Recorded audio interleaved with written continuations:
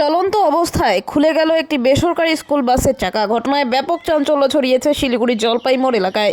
চলন্ত অবস্থায় খুলে গেল একটি বেসরকারি স্কুল বাসের চাকা। বাসটি শিলিগুড়ি থেকে স্কুলের ছাত্রী নিয়ে ফুলবাড়ির একটি বেসরকারি স্কুলের উদ্দেশ্যে যাচ্ছিল।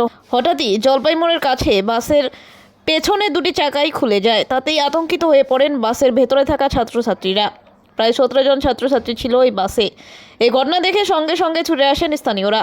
ঘটনাস্থলে আসেন পুলিশ। ছাত্রছাত্রীদের উদ্ধার করে নিয়ে যাওয়া হয়েছে, তবে কোনো হতাহতের খবর নেই।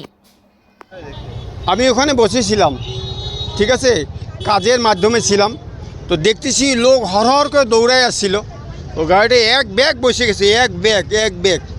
তো তার মানে আমি ভাবছি, তারপরে ঠিক আছে বাচ্চা কাচ্চা ছিল, তুলিয়ে নিয়ে গেল। নেওয়ার পরে তারপরে দেখতেছি কি উল্টা পাল্টা, ঠিক আছে, লোক পুরো একদম ভিড় হয়ে গেছে। ভিড় হওয়ার পরে তো দেখতেছি ডিফেন্সেল টায়ার পড়ে আছে। তার মানে ওইটা হলো কি অরিজিনাল মালিক, হয়তো মালিক যদি বলতে পারে তাহলে ঠিক আছে, যদি ড্রাইভার বলতে পারে ঠিক আছে, নাহলে এটা হলো মেরামতের ব্যাপার, যে মেরামতটা করে নেই, খালি চালাই যাচ্ছে চলে যাও, চালাই যাচ্ছে চলে যাও।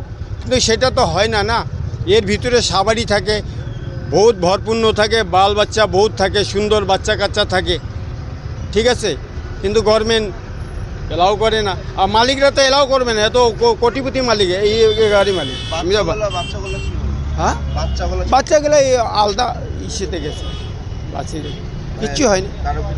হ্যাঁ, লাগবে তো বাবা, একটা গাড়ি পড়া মানে কি আমাদের ঝাঁকি লেগে যায়, তো বাচ্চা তো লাগবে না।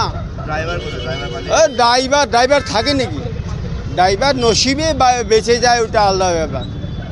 চলে শ্রী গৌতম চন্দ্র মহন্ত।